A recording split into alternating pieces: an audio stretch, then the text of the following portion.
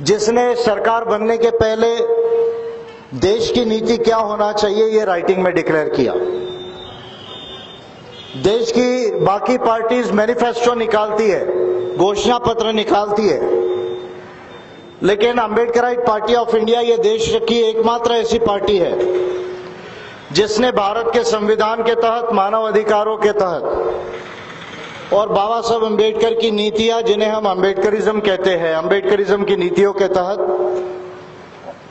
देश में सरकार बनने के पहले देश की नीति क्या होना चाहिए,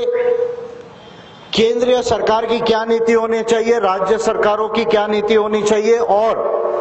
लोकल सेल्फ गवर्नमेंट, जिसको हम स्थानिक स्वराज्य संस्था कहते हैं, उनकी नीति क्या होनी चाहिए, ये डिक्लेयर करने वाली राइटिंग में अंबेडकराइट पार्टी ऑफ इंडिया पहली पार्टी है और ये उसका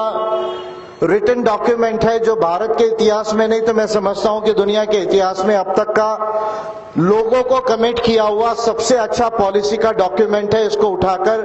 कोई भी पढ़ सकता है, ये एपीआई के वेबसाइट पर है जो मैं आपको यहां आपके आगे दिखा रहा हूं। लेकिन महाराष्ट्र में अभी ये नगर परिषद का चुनाव हो रहा है,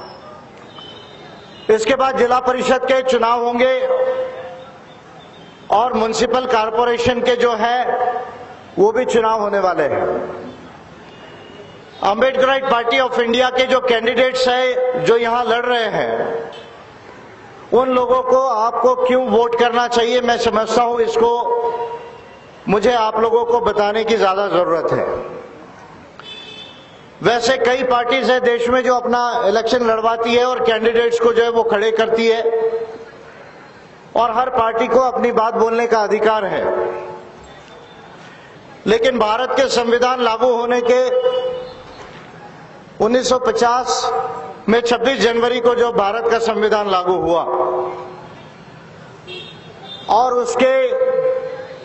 लगभग 67 इयर्स बाद, 67 सालों बाद भी देश के अंदर में जो भारत का संविधान ने अपनी प्रस्ताविका में जो बात कही,